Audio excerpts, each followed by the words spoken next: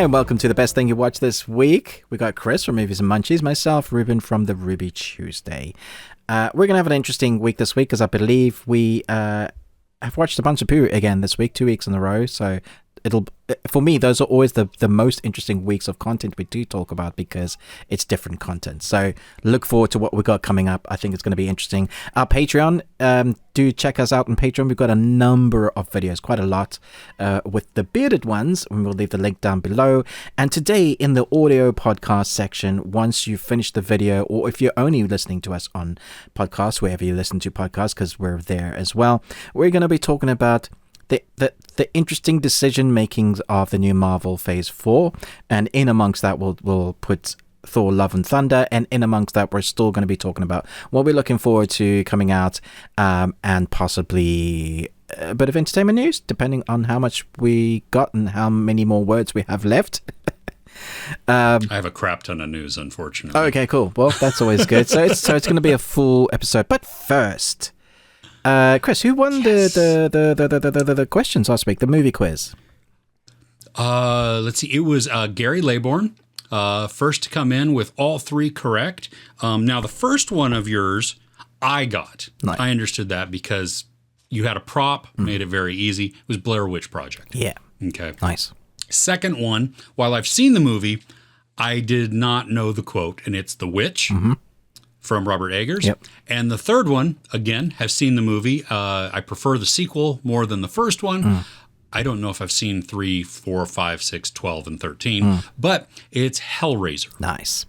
A little bit of Pinhead to keep you up at night. Yes. I've always wanted to see a nice little death match between Pinhead and Freddy. I thought that could be quite fun. Because they're both kind of weird dreamland worlds, right? Not quite real. Or was Pinhead's more real? Pinhead's was real. It was just the portal to hell. Yeah, I guess. Yeah. From with the Pandora's box there. Yeah. I think I'd go Pinhead. Unless you got Freddy in Pinhead's dreams. And he'd be like, "Ooh, this is my realm." But does Pinhead dream? I wonder. Does he sleep? It's interesting. What is Pinhead even? Yeah. So. Yeah, weren't they? Oh, what is one of the 9 demon lords? I can't remember the names of those. Oh, also Ites, something Ites. I was gonna say, I also recently found out Pinhead is androgynous. He is not female or male. So. The new Pinhead, there's a new film coming out with him, has been played by a female actress, which I thought was interesting. Oh, that is. We started out as a guy, because in Pinhead, and in Pinhead 2, I believe it's Hellraiser 2, we get the actual origin of how Pinhead became Pinhead. Oh. Well, color me confused. So, yeah, so it's, but again, though, I guess, it's been so long. It's a demon, yeah, exactly, yeah. At this point... What does it matter? Once you were dragged to hell. And, yeah, exactly. Yeah, no, that's cool. I have no idea if it's good. I haven't seen any of them since. Okay, it's been a while. I mean, they're old films. Yeah, we rewatched 2. On purpose? I don't know, a couple of years ago. And it was gross. I mean, there were parts that I remembered. I'm not sure I enjoyed all of the acting. It's a bit agey, yeah. Yeah, a little bit. Yeah. So. Okay, so for this week's quiz, unless you have anything else you want to say, we did mention who won, right? We did. Yeah. Yes. Cool. Are you ready for this week's quiz? I am excited for this. Yes. Okay. As always, we'll have to get my quotes up properly, and I will move my screen slightly so I can see and get myself in the right zone. Are you doing voices? I'm going to try. Oh, okay. As Ruben prepares, he's mentally engaging himself with the character. He's getting into costume, getting into, okay. Okay. Thanks. Time is an illusion. Lunchtime doubly so.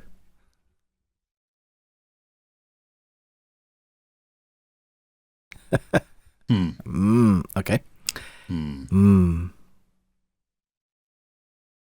Okay, I'll move on to the next one. Did I stump you already? Maybe. Maybe. Okay. Yeah.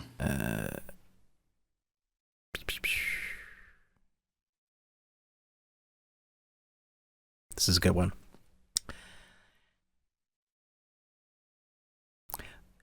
The one thing this... Oh, gosh, sorry. The one thing this job has taught me is that truth is stranger than fiction.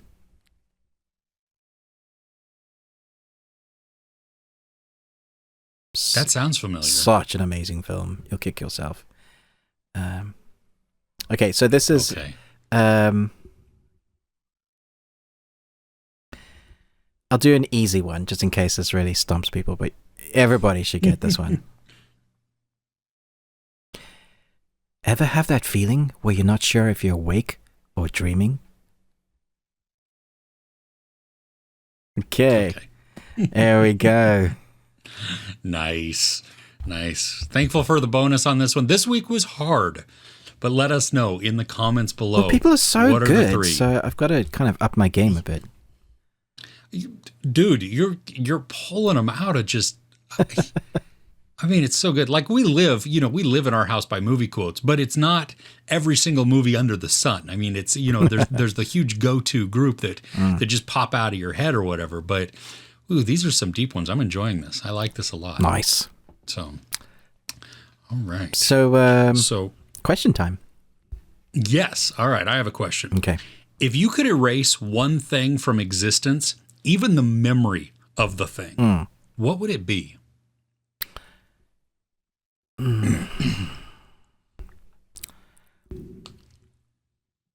My fat tummy? No.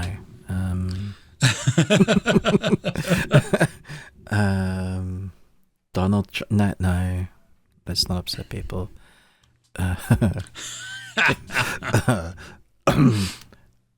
That's a good one. I'll think. Do you have an answer to that? Because I have a reason why I don't have an answer to it. Is because I think that all the things that you think might have been negative in your life teach you something, perhaps what not to do, or you don't want to be like.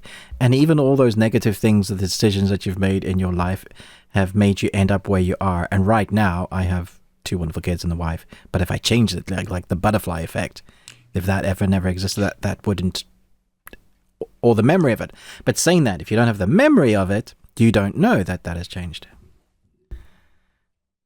This is true. That the whole regret thing goes away there, and I'm with you. Yeah, I mean, I'm better for the mistakes that I've made.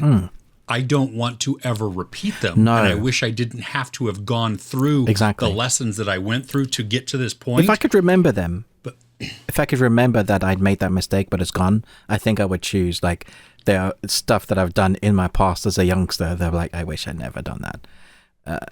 But still hold on to the wisdom from the mistake. Yeah, like hindsight. 2020 hindsight's great, right? Yeah, always. But shouldn't have done that. Yeah. But also, if you go back and change those things, even if you do remember, doesn't that affect every decision you make anyway? Doesn't that change everything?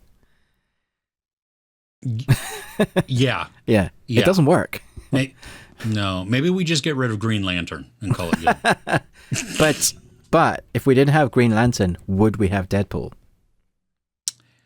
Well, and we probably wouldn't have Ryan Reynolds in the current state that he's in, because isn't that where he met Blake Lively? I think it is. Yeah, it is. Yeah. So exactly. Yeah. So yeah, and he already took care of I was going to say Lantern. Green Day. Yeah, Green Lantern yes, he in his took care of movie. Green Lantern. So. And there was another. It was somewhere else as well. Fix the timeline. I just love the. I don't know if you noticed I think it was Deadpool 2 with Domino. Is that 2 or 1?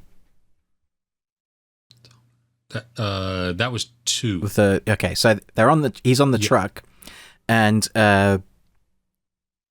Bishop is shooting him.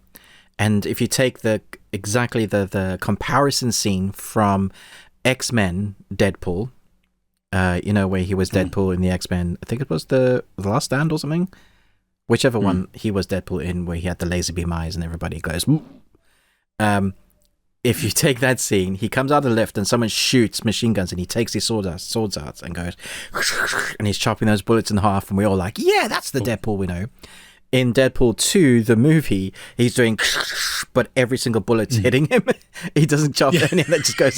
So he just makes fun of every kind of bad version of himself, from the Green Lantern to Deadpool, which I really appreciate him doing. Yes.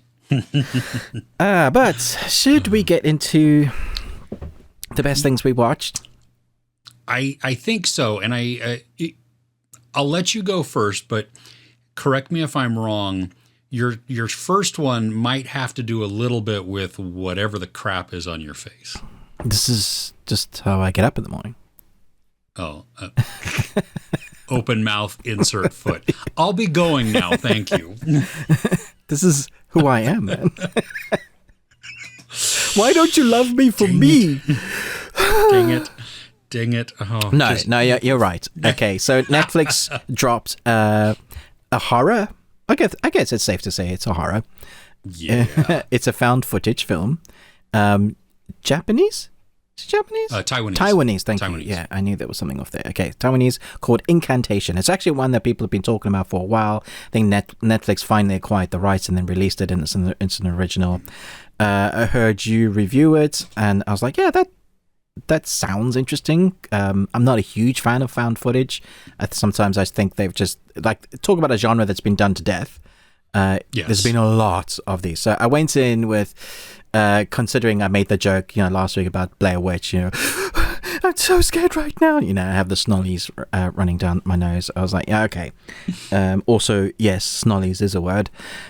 And so... Snollies, yeah. Is that snot bubbles or what? Explain that. We got to take a time out here. An aside. Snollies. Welcome to the Tangent Show. Snollies. Okay, what exactly? I don't know where my brain went. So it's the sniffles with snot running down.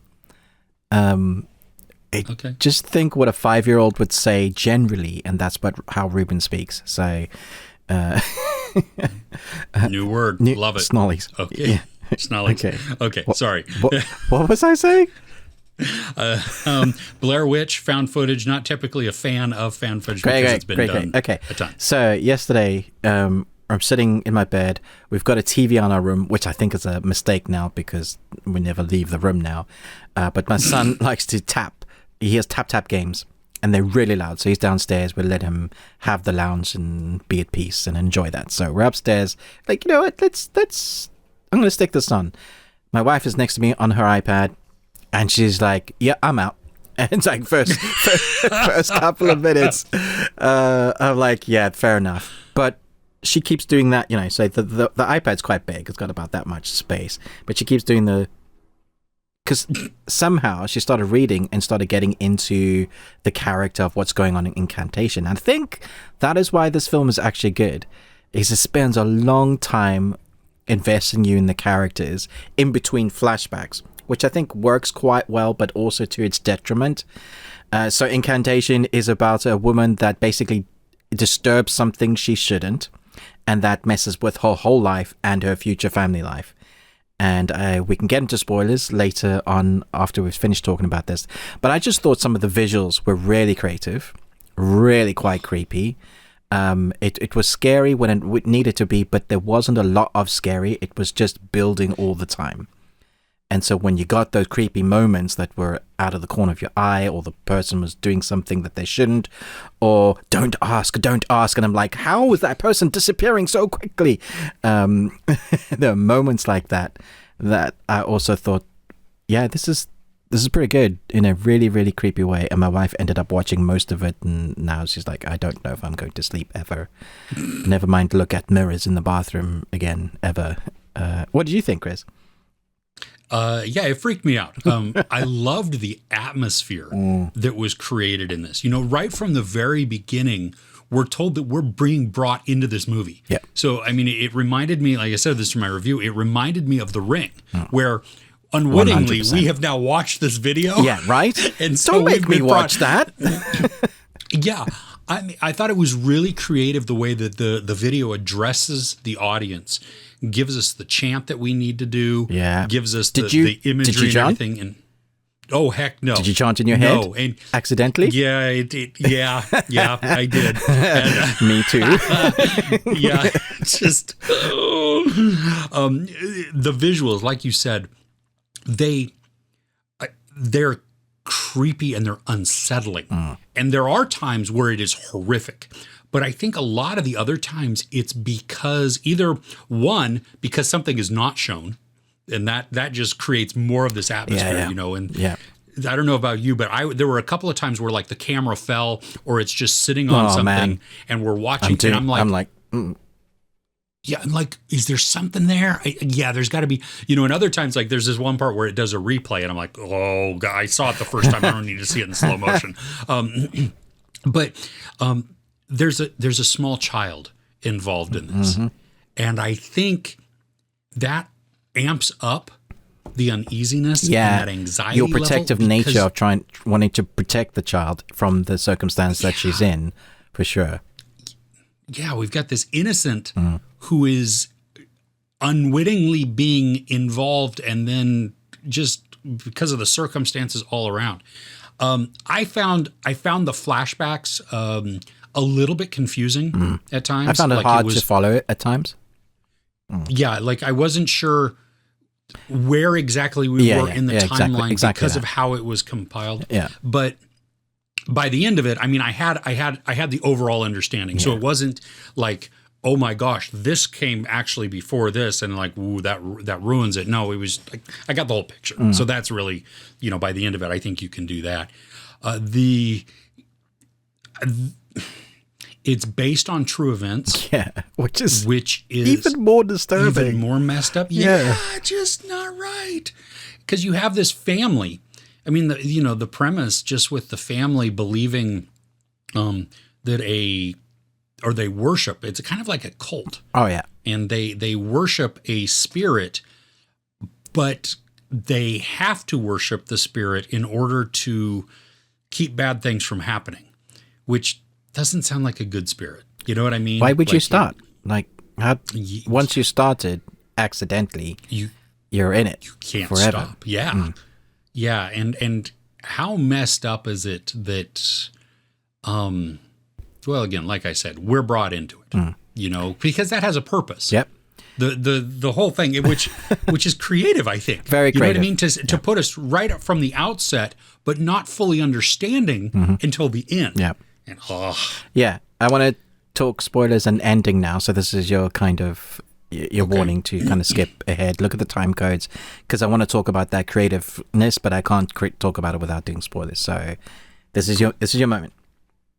Okay, so editing wise, they break up the film into segments. And so we go back in time, and they say this is the part where you see the incantation. This is the part where you see the video. Can I just say how clever it was, where you see the symbol, and then later on the movie they do widescreen and they see the symbol, and she's talking. They have all those letters, right? So you have all those letters. It's on screen. You're reading it. I was reading what they were saying while they were chanting, and then it disappears with a white screen in the background, and all I see is the symbol going around. Did that work on your eyes as well? Oh, yeah. Yeah. Genius. Yeah. I kept going through.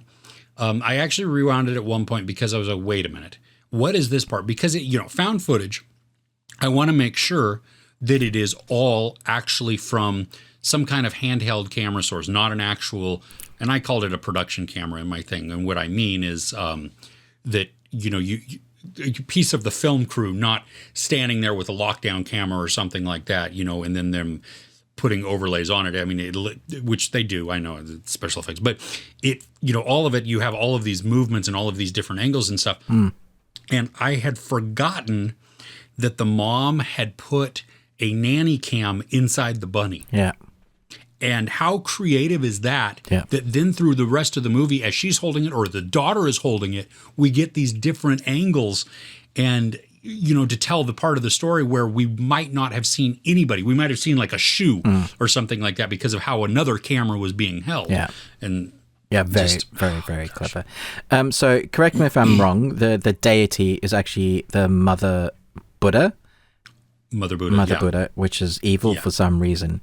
And so not looking at her, if you look at her directly, you cause the curse to be on you. But the more you share the curse, the more diluted it gets. But if you come face to face with the deity that is, or the statue that represent Mother Buddha, then you go immediately mad. And one of the things that everybody seems to want to do is smash their head into a brick wall, a door, whatever is closest to you, for some reason, because you're going mad. Or a laptop. Or a laptop. Remember the dude with the... Yeah. Just poor dude. He was a nice guy. He was, yeah. He's a good guy. But what in the actual frick? I mean, the couple of people that we watch smashing their faces into things. I mean, the girl at the end, too. That was probably the worst one because it's like this stone table. Yeah. And you just, please stop. What I understood from that is that because she made us watch it, and she's basically put this online, then the curse can be spread over the world because it's going to be over YouTube, it's going to be over everywhere. So the curse itself is diluted massively, which is why we get that clip at the end after she smashed her head into the kind of stone wall of the little girl being fine.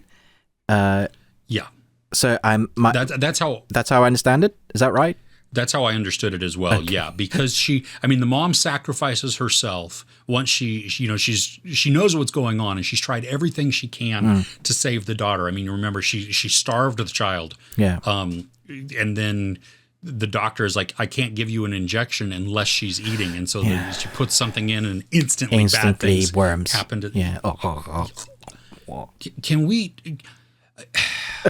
I mean, good on the creators for choosing something so absolutely disgusting.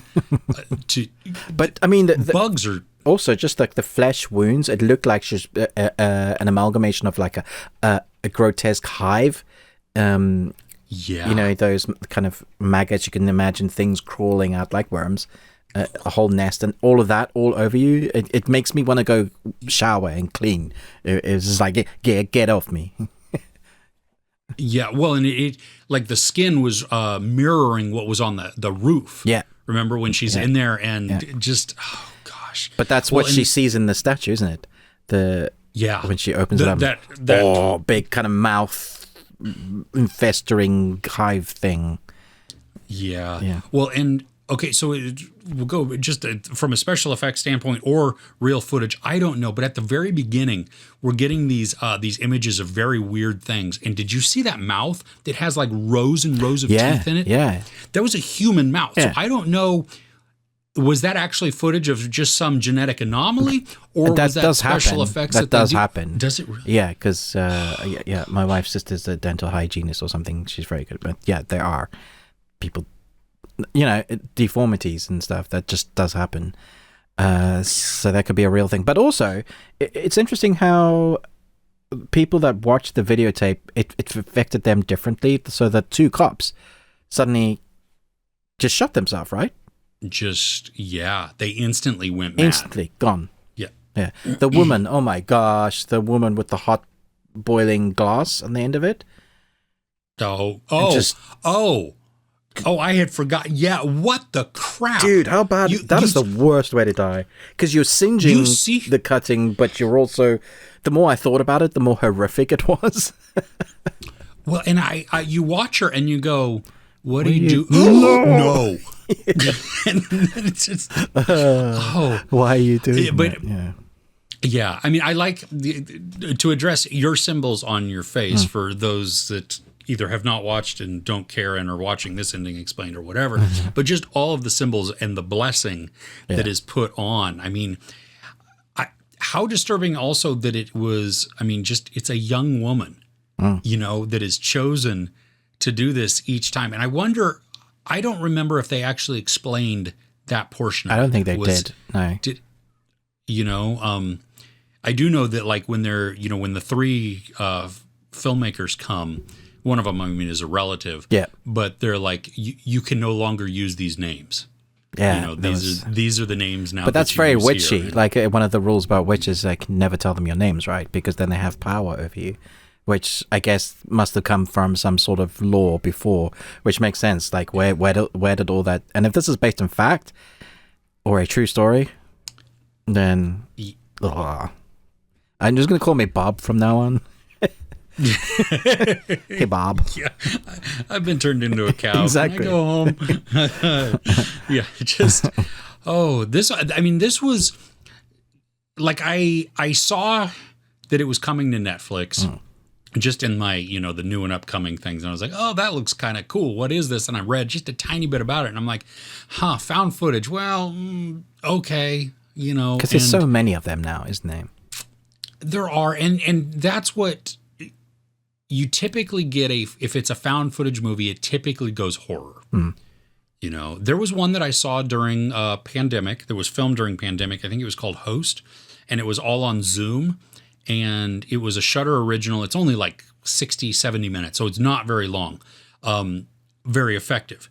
But so the found footage angle of that. And so this one, I was really impressed, though, by how enveloping the story actually was.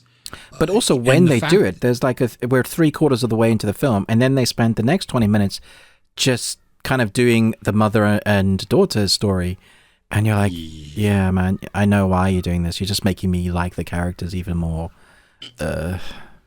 Yeah, well, and when the daughter sees things, oh my gosh, and the mom, like in her room, and the mom is like, wait, is it here?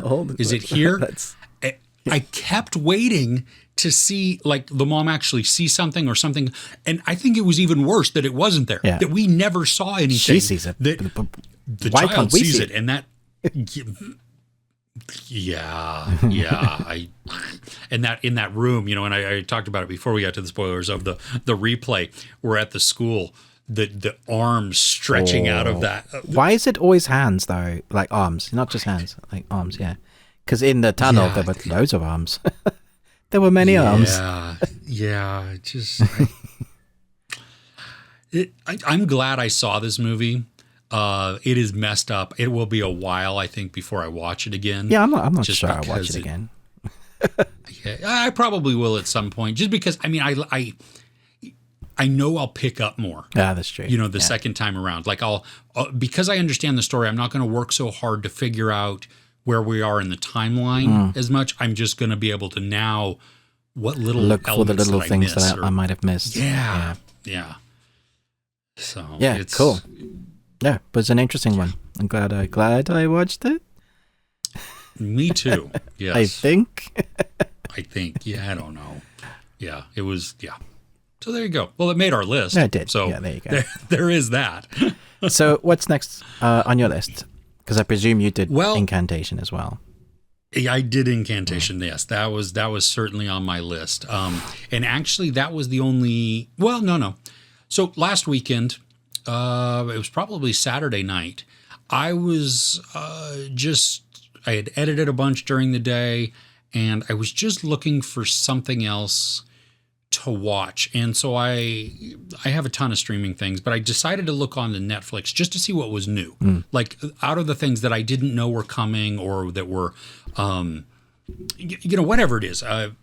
The Netflix is more of my go-to, not only because it's most people have that, so it allows me, a chance to watch something that other people, for the most part, are watching, but it has more also. And as I'm going through the new stuff, I stumbled upon a movie that you had seen and reviewed and told me about, but it was not playing here in my area at a time where I could access it. And it was I watched it in Telugu, I think, but it's called Major. Nice. And it's based on a true story, and I believe it was filmed simultaneously in Hindi and in Telugu because of the regions that it encompassed. And so, a true story of this military guy, this special forces trainer, guy who from basically a childhood wanted to become a soldier. He has a protective instinct in him. And it's just based on the true story of this attack on Mumbai in 2008, I think. And so we follow that, and we know it's not necessarily going to be the happiest of stories. Well, yeah, we know where it ends up, so. Yeah, but I was I was actually very, very surprised at how emotionally engaging the story was. That like the actor is very charismatic, and so I was rooting for the character, even though he might be a little flawed. I'm not sure that he is duty above all else. Yeah. Like he is willing to forsake his personal relationships for duty. So I can respect that. I'm not sure that I resonate as much with that. Actually, I know I don't resonate as much with that. But so when an attack on Mumbai happens, which let me just say, I was unfamiliar with this. I didn't know about this. My jaw was on the floor as it started. Like I was in shock because the terrorists that come in, they were non-discriminatory. They shot everybody and anything, and it just was like there wasn't hesitation. It was like they're funneling people through a thing, and then so they could more of them could take other people out. Coordinated, organized attack, and so then you have the special forces going in, and I cried twice in this. Well, once I teared up because of just a gesture that a whole bunch of soldiers do, because I felt it very heartwarming and just very touching, and it was not emotionally manipulative at all. I mean, it fit exactly. And then at the very end, the father is giving a speech, and there was no fighting it. My wife was in the room at this point, and she goes, "Are you crying?" And I'm like, "Yes, I am." There's no denying this. I mean, sometimes it's like, no, I'm not crying. It's fine. It's just dusty in the room. I'm tearing up just a tiny bit or whatever. No. This was, it was emotionally impactful, and the action was good. The romance angle was believable. It was cute and sweet. I think it's not a perfect movie. I think there were issues with maybe some of the development in a couple of little spots here and there with that we see a relationship, or we actually don't see a relationship deteriorate, except through a couple of quick flashbacks. They make sense. I understand them, but I'm not sure that they needed as more. So I was blown away with it. And now, because you had reviewed it and I hadn't seen it and I wanted to see it, I didn't get a chance to see your review because I don't watch reviews before I review something, because then I don't want it to accidentally spoil what I might say. Yeah, that's fine. But what did you think of this movie when you saw it? Do you remember? Yeah, I'm racking my brain now. It's been a while, and we've seen a few other similar films since then. But what I remember of it is that it really earned its action. So it spent time dealing with the character. I also remember him not being the perfect soldier straight away. Like they had to set him up to be as skilled as he needed to be, which I really liked. So he's not die-hard character straight away, but he is eventually when you enter that kind of die-hard scene, because it's what I'm mentioning that, but it's because it's what a lot of people referred to that last hour, because it's quite a long time, the action set piece. But you've really earned why they're there. You understand what he needs to go and do, and he's the only person. He is very skilled. There is a bit of, really, can you do this? Was this actually the truth? Are you really that skilled? He was. But eventually, we had to earn that. I do think there was a bit of exposition given, often like when they wanted us to catch up in a bit of the story, where they would sometimes just go, and here's information for the next 5 minutes in the conversation, which is fine. I understand sometimes that's the way to do things. However, the choreograph in the fighting scenes, I thought were very good. Yes, very over the top in places, but believable, hard hitting as well. It's not Krav Maga, but it's their use of their martial arts, their close combat fighting, the mixture between the weapons and the quickness of, I'm going to take you down as quick as possible in the best. I'm not here to make it look fancy. I'm here to take you out. And that, I appreciated it. I don't like these films when the martial arts is great, but it's all, yay, I'm going to spend the next 5 minutes trying to take you down through kicks and flips and, great. It's great. You can do that. But if you're actually trying to kill each other, you're going for those death moves. I'm going to go straight for your heart, your throat, your eyes, whatever takes you out quickest. And felt the impact, but you also cared for the character, so that helped. Like, you know, much like with John Wick, you care why he's fighting. Yeah. I think a lot of action films don't get that right. So we have a film based on truth. We have a story that they've spent time on, and so by the time we get to that final piece, we kind of know what's going to happen, but we're ready for it. They've set us up. Well, I say we're ready for it, but Chris is like... I knew it was coming. My heart, though, wasn't... I mean, it... Well, just because you know it's coming doesn't mean you're not going to be sad. Like, yeah. Oh, and I think that speaks to the way that they were able to emotionally invest me in the character. It was the father's speech, right? It was the father's speech at the end that got me. Yeah, but it's talking about... Yeah, that was emotionally impactful, though. It was very respectfully done with emotion. Mm-hmm. Yeah, and you're right. The training montage that he goes through, it made it earned. You know, and we all... I mean, how many times have we seen training montages in films? Yeah. Where you see, but this one, it gave us a growth point for him, because a question is asked by the instructor of all of the, you know, like the drill sergeant, and we then get to watch his answer play out to then become his verbal answer at the end. You know, and I thought that was really, I mean, it was creatively done. It didn't take super long, but at the same time, we get to watch him go from crap to slightly less crap to all the way at the end of that to being like, wow. And in the midst of it, get to see his heart of him still caring for other people. I never doubted his honor. Else. He's the person he was always that person. He might not have had those skills yet, but he was that guy through and through, which was really good. Yeah. Yeah. When you talked about the like the close quarters combat, and there's one particular, like, one bad guy, this red shirt bad guy that he was fighting in this hallway. And the choreography is amazing, and I love that they don't do a whole bunch of quick cuts. Now, there were some to give us, you know, some excitement in there and some motion, but also we just get to watch them battle back and forth, and it's like, you totally believe he can, like, that was the fight, but you get to see it, like you said, you believe he can actually do those things that he's doing phenomenally. And you feel the threat. Oh, yeah. That, you know, like you said, it's the impending death. I am fighting for my life here, and I've got to end this as quickly as I can so that I don't die. And good choice. So it's available. It's available on Netflix for anybody. In the US, not in the UK, unfortunately. That's weird. Yeah, I guess because I think it might be showing around here in some cinemas still. So sometimes they wait off. Yeah, that could be then. Yeah. Okay. So, because of the amount of poo we started watching, it's not even like, it wasn't like proper stinky poo. It was just poo. Like, it was meh. Yeah. There was stuff that, you know, you can see on our channels this week.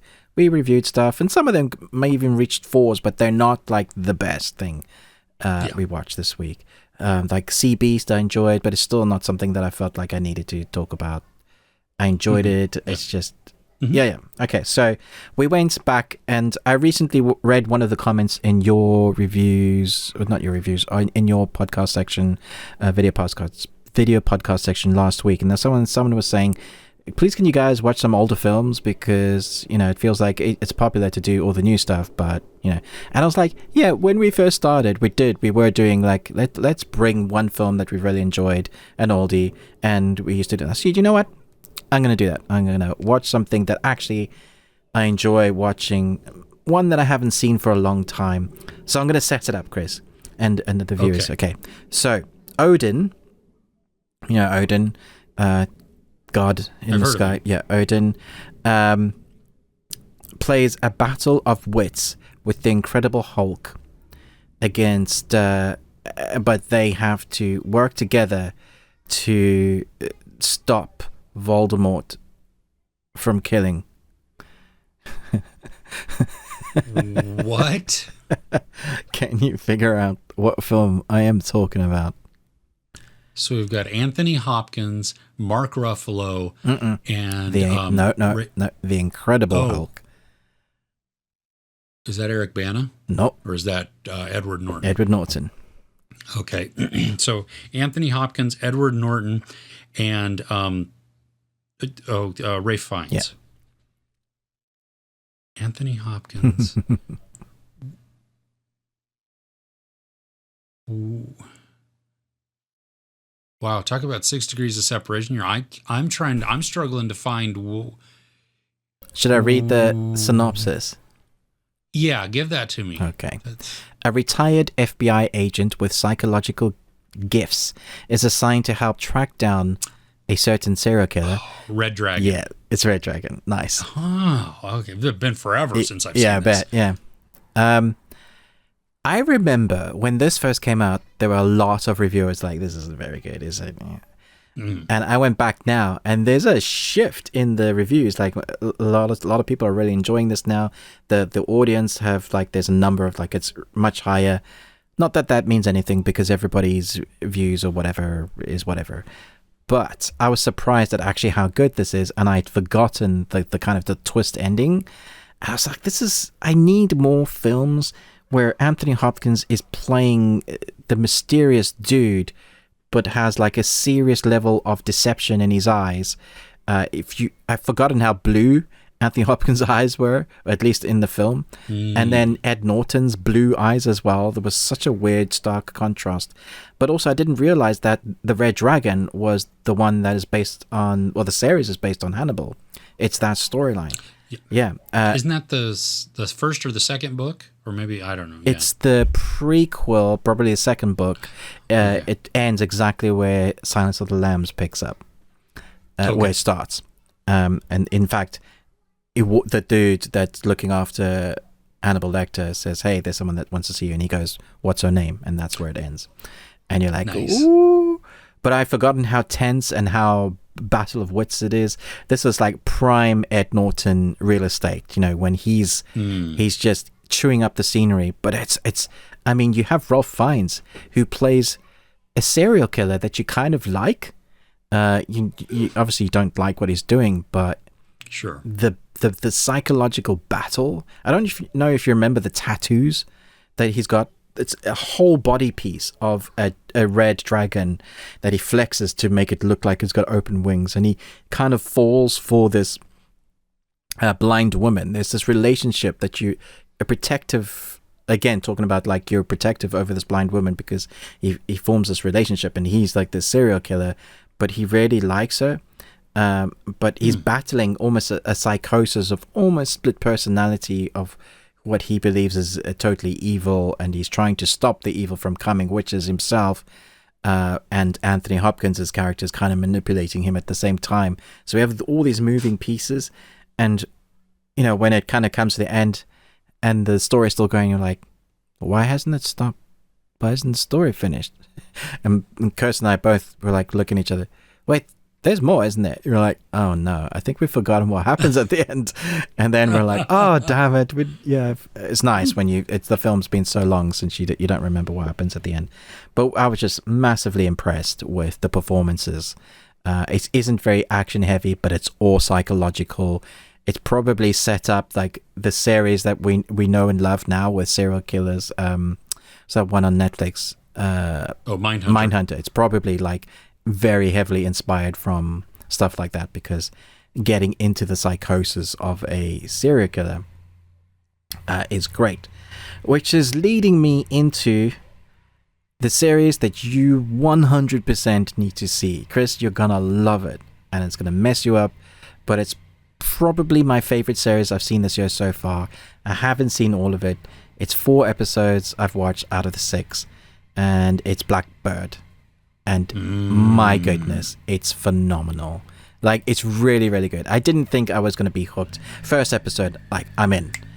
All the way in. Because it starts with a character that is a douchebag.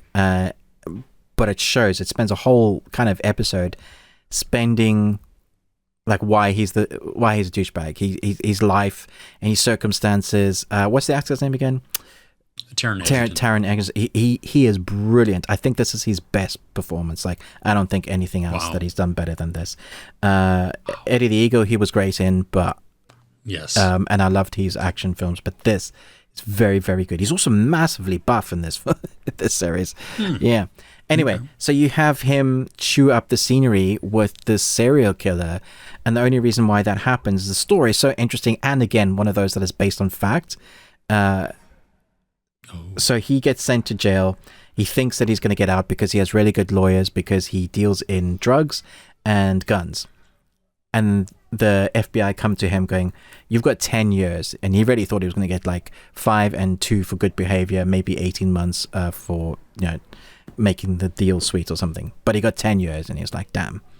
And so let's make a deal. Since you're such a smooth talker, and you totally get that, since you can make friends with anybody, we want you to find out where a certain body is buried. The serial killer, basically their case is falling apart. And so he goes into another jail, which is a maximum security prison for criminally insane and those heavy hitters. And that, for me, I was just like, dude. And so, as he said, you think his job is just to be in that jail, make friends with this guy. And it is. Mm-hmm. But turns out that the guards kind of know who he is so he's got to play the part of being that ex-druggy dude. Also, his dad is Ray Liotta, and this is one of the last performances we see of Ray Liotta. I think one of the 3, and he's fantastic. But my goodness, everywhere you turn in this series, people are just acting their moobs off. I was going to say for a British colloquial term, but I'm going to say instead moobs off. And you're just like, every now and again, you're like, this is a horrific story about a dude that's doing unspeakable things, but it's fascinating to watch. And the guy that plays the serial killer, my goodness, he's like my new favorite guy to play bad guys. I need to find him. I know him, but is it Paul Walter? Is that right? Oh, Paul Walter Hauser? Yeah. I love that dude. Yeah. Really? Yeah.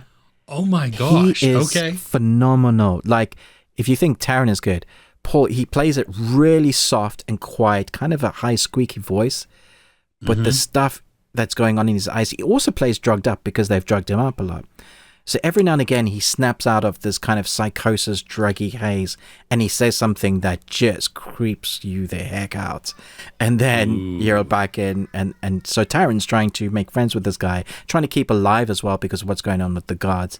But also needs to make sure that this guy doesn't go out. So you start with the character that Taron is very selfish, just looking out for himself, then realizing if he doesn't do what the FBI says, this guy goes back out in the streets and is very good at what he does.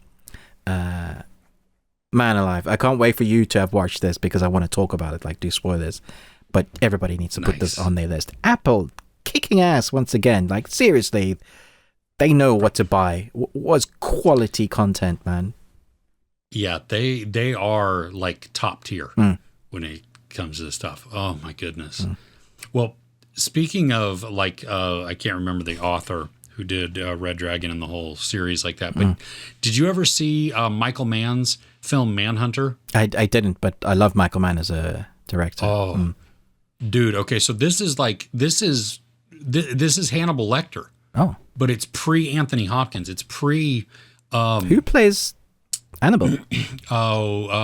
Brian Cox. Oh wow! Oh my goodness! Yeah, no, Brian Cox. Good lord! It has a very Miami Vice-esque feel to it. It's funny that considering he directed Miami Vice. Exactly, and it's not like the flashy type. It's that blue. He loves his blue tone. And he does love the blue tones. It's been a while since I've seen it, but it is it's really good too. I mean, it's on the longer side, but again, hey, it's Michael Mann, so whatever. But it I recommend checking. Oh, so this is also the Tooth Fairy. It's the same book. Oh, okay. Okay, that's interesting. Oh, weird. Okay, weird. I didn't know that. Yeah, really good. Nice. Really good. Okay. So what's next on your list? Well, it's mine is also an older movie. Mm-hmm. It's one I don't think I know I've referenced it at least when we've been chatting back and forth.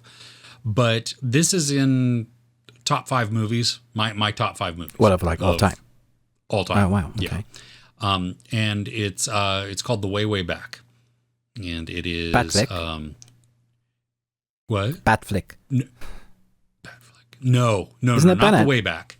Oh, not The Way Back. Okay. No, that's The Way Back. What's The Way Back? The Way Back is Steve Carell, Toni Collette, Allison Janney, and Anna Sophia Robb, Maya Rudolph, Nat Faxon, Jim Rush. I don't think I've seen this. And then, and I don't remember the kid's name who plays the main kid, but the actor that makes the movie, Sam Rockwell. Oh my goodness. Okay. It is, Steve Carell is a douche. He is a trash character in this, and he plays it so well. Oh my gosh, you just hate him all the way through. But why Toni do you love Collette, this? So the story is Steve Carell and his daughter are taking Steve Carell's girlfriend, played by Toni Collette, and her son to their beach house in, I don't know, East Coast Beach, Hamptons type of thing, something like that. I don't know exactly. But anyway, over the 4th of July weekend, and it becomes just like the party place for adults. So Allison Janney is the next door neighbor, and the kid, Toni Collette's son, he's treated poorly by Steve Carell, and not like abusively, at least physically. I mean, he's emotionally just rude and mean to the kid. But this kid is he's a loner. He's awkward. He's quiet. He's very unsure of himself. I mean, that's probably the biggest thing, that he has zero self-confidence. And one day he just goes out for a ride on his bike, and he goes into a water park, and he's just sitting there, and Sam Rockwell runs the place. And they had met earlier by just some chance encounter at a pizza place, had a quick conversation. Sam Rockwell remembers him, asks a question. They have a little bit of talking. And the heart in this, that you see not only the character growth of this kid going from zero self-confidence, just totally in his shell, to having somebody believe in him and support him and treat him like the adult that he could be and the young man that he is, and seeing all the potential in him, to watching then this boy go from like withered flower who doesn't have any personality, who just curled into himself, to being somebody that is lively, fun, confident, just not cocky, but just like has discovered that, you know what, I can do things. I have value in this world. And the messages that are interwoven in the conversations, I mean, there is a ton of comedy. It's very quick, from Sam Rockwell, but the whole cast really, I mean, just really creates, and there's a lot of good tension within there. So this is a huge comedy, but also with some very pointed dramatic arcs to it, where they just like, boom, oh my gosh, that hurt emotionally. That is, and you could even see the arcs coming, and doesn't matter. And so at the end of it, I mean, it's inspiring. It's I leave with a smile on my face every time. Like, I can quote most of the movie as we're going along, and it's Sam Rockwell is bacon. He makes everything better. And I mean, this is one of his standout roles. And that's, I mean, the dude is in so many good things, or he makes things so great. And this is one where, while he is not necessarily the top billed star, he is the star of the movie, and he is the heart of the movie. Okay. And so Yeah, it's a great summertime movie because it takes place over 4th of July weekend. So in America, where they're setting off, large amounts of fireworks and stuff like that. That's what we did also on 4th of July. It is our yearly watch because not only do my wife and I just absolutely love this film, but our kids and our daughter-in-law loved it as well. Nice. I mean, this was the one that my wife and I, we rented one time on a whim from Redbox. We watched it one night and woke up the next morning and watched it again because it had impacted us so much. It left us with such a good feeling. Yeah. And then we rented it again like a year or two later for the boys to see. And the same thing happened. We watched it at night. The next morning, everybody got up and like, I really want to watch that again. Let's watch it again. And we did. And so it is nice. I'm gonna put this on our list to watch tonight. Actually, it sounds perfect. It's so good. Is this from the studio that brought you Little Miss Sunshine and Juno? Is that have the same feel as that?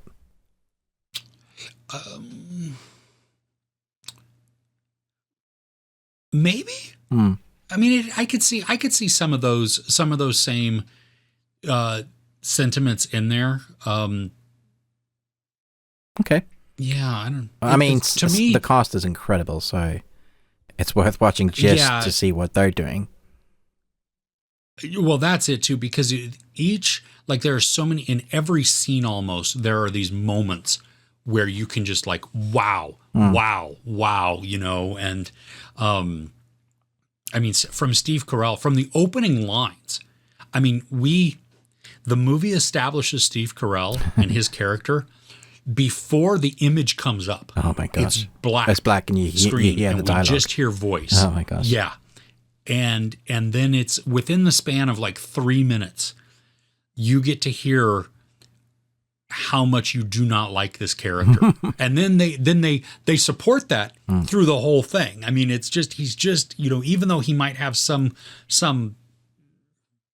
they're not redemptive arcs, but you want him to be better, but you also know that he probably won't be better. He probably won't ever, because that's who he is. Yeah. Yeah. Nice. Yeah. So I'm curious to hear what you think once you see it. I mean, it looks awesome, and I love the cast. Amanda Peet is in it as well. I was looking at the it's a great cast. Such a Rob Corddry. Is in it. Such a good cast. And Nat Faxon and Jim Rush wrote it and both directed it. Oh wow. Okay. So Jim Rush is hilarious in this. It's a small role. Same with Nat Faxon. They both have smaller roles, but you can tell that they have so much fun in this because of the scenes that they create and just the feeling that comes from it. In films like that, you really feel it. Like, it comes off onto screen. The audience can feel like the love that they had for the project that they were in, especially when the cast and crew are having a really great time making it. And that does like come off and oozes on some films. You just love that. Speaking of one, I never got to go to the cinema, a press screening to watch this film. I was gutted because it was one I was really looking forward to. And I held off watching it on VPNs and elsewhere because I wanted to see it properly in all its glory. And then this morning, in comes a package, a 4K disc. And I was just like, oh, well, I better show everybody then. And so... And if you can see that, are you freaking kidding me? For everybody that loves Nick Cage. Now let me show you what's on the steel disc, right? Nick Cage. Nicky. Here he is. And then obviously inside is it gives you the Blu-ray and the 4K. So I'm just gonna show everybody, and then you get like a little taster for stars there as well. Nice. Which is awesome, and the cover gives you like the title, which is this plastic cover. Oh, the slip cover. The slip cover, which is just a nice little add-on. So I'd never seen it, so I stuck that on this morning. Very excited, and I would say it's not the best film, but for anybody that loves Nicolas Cage, you're going to absolutely love it. There is so much Nick Cage in this, and I almost don't like the main character that he plays. I like all the other characters that we see of Nick Cage. So like he's the actor Nick Cage, and he's going through the stuff, and he's trying to reconnect with his family. He meets this obsessive guy that's obsessed with Nick Cage. And by the way, Pedro Pascal is actually obsessed with Nick Cage. If you go and watch the documentary behind the scenes that's on the 4K, the reason why they got him to play the part is because he grew up watching Nick Cage films, and that's kind of what shaped his career. So it makes it even more special when you're watching this guy who supposedly is some sort of mafia mob guy, like the most evil guy, who is just actually the sweetest character, and them two on screen together when they're broing out like best friends. I was just like, this, I could just watch the whole movie of this. I didn't even need the action bit, of that last act. But it was interesting listening to the making of, which again is on the disc, is they don't know of anybody else that they could have contacted to do a film that has 5 different themes or genre shifts in the film. The only person that could play that is Nick Cage. And he does it. I mean, there's moments when Nick Cage is in a restaurant and he's talking to himself, Little Nicky, and Little Nicky goes off on a tangent, and it's just wonderful. I'm just like, oh man. But Nick Cage, he said himself that he didn't want to play the part. He wasn't going to play the part because it was so daunting to play himself. Sure. Until the directors wrote his personal letter to him, fanboying out on Nick Cage and how much they actually know his work, and that this film would kind of be a celebratory thing about him. And it really is. Like, there's so many other things that crop up when you get into Pedro Pascal's, well, the characters playing that room that's like a shrine to Nick Cage. Yeah. And it's like the worst statue of the face of character with the golden glasses. I mean, the statue is horrific. And yet... How much? Yeah, can I buy it? I had so much fun with this movie. It's so good. And then all those special features and extras that are on there just really help you appreciate the movie that much more. What I miss about physical media, you can watch a movie and it's great and you really enjoy it. But when you see some of the stuff underneath, like why did he take this role? It's very self-indulgent. It's about yourself, making yourself look good. And then you see why and how hard it was for him actually to play this part. And then you see the directors, why they loved it, and Pedro Pascal's love for Nick Cage. All of that makes it so much better. There's a little 2-minute special feature. It's literally, I think, 2.5 minutes, where kids act various different scenes, a few lines from Nick Cage films, acting like him, and it's brilliant. It's so funny. I think for any Nicolas Cage fan, this is a must. You gotta get it. It comes out this week in the UK, I presume. If it's not out yet, then maybe it's worldwide on the 4K. I know it's out digitally, but on the 4K tin, I'll put description stuff below where you can get it. But my goodness, Chris, I'm so happy, so very happy. I'm so glad that you finally got to see this. I mean, yeah, the thing also that I loved is all of the film. I mean, like the discourse on film that they go into. Oh my goodness, they really. I mean, like it's kind of a heady conversation at points, but it's still accessible. And when they're like talking about like what is your favorite film, and then that starts off the big conversation about. But I mean, that is a really hard question, and then they just nail it. Like, okay, but then when he says when they get to their final, dude, who sees that coming? No one sees that coming. Yeah, yeah. But when they say that, didn't you go? Well, you know what? You're not wrong. I can't really argue with you I there. Can't. Not for a second. You're right. And I'm very much looking forward to the next one that's coming out, strangely enough. Absolutely. Yes, me too. Yeah. Yes. It was so This was, I mean, I loved the shift in genres that we, it goes about to talking about the film and what Pedro Pascal wants to do, and as they're writing this, to becoming that film also, which I love, because they go from making fun of it and how rote or how cliche to do an action sequence like this would be, and then we get one. Just how self-aware it is, and yet it works perfectly, because even though it has made fun of itself a little bit, it still is I mean, it's honoring, and because it's true. I mean, some of this really works. This arc, this progression works, and that's why people love it. And so, I mean, Pedro Pascal and Nick Cage on LSD might be the greatest bit of cinema ever. We laughed so hard during that because, in the trailer, the one trailer that I saw two trailers because one actually gave a little bit more context to what the story really was. But the first trailer, the teaser, had them, laughing and like going up on the wall and stuff like that. So you saw the punchline for that, but you didn't get to see anything before that. No. And the whole conversation of them just sitting on the steps about the people around. This guy, old dude, licking his ice cream.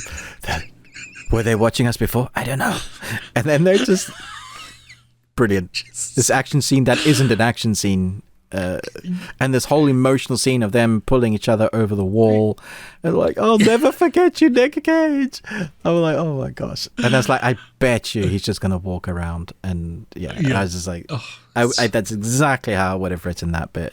It's fantastic. Yeah, it really was. So, great choice. That's awesome. I'm a little bit jealous that you got it on the 4K sent to you. I'm jealous of me. It's awesome. Yeah. Yeah. Oh, right on. Very cool. Do you have anything else on your list? No, that's everything for me this week. Okay. Cool. Well, then, coming up in our podcast section, we are going to be talking news, entertainment news, things that we are looking forward to coming up this week, and also our discussion on Marvel Phase 4, where it's going, where we think it might be going, maybe some of the problems with that, and encompassing within that also Thor, Love and Thunder, some thoughts on that movie as well. We thank you so much for watching. Ruben with the Ruby Tuesday, me, Chris with Movies and Munchies. Like, share, subscribe. You can check out the audio portion of our podcast, which I just talked about. We'll put the descriptions in there below. For each week, we have just an extended section there so that you can take us wherever you go and listen there. You can hit us up on Twitter at Best We Watched. And also, please check out our Patreon opportunity at I was going to literally spell it out. It's just patreon.com. You're going to go www.http:// I started with the HTTPS. Yeah. It's going to be here for years. I know, right? Okay, boomer. www. Gosh. All right.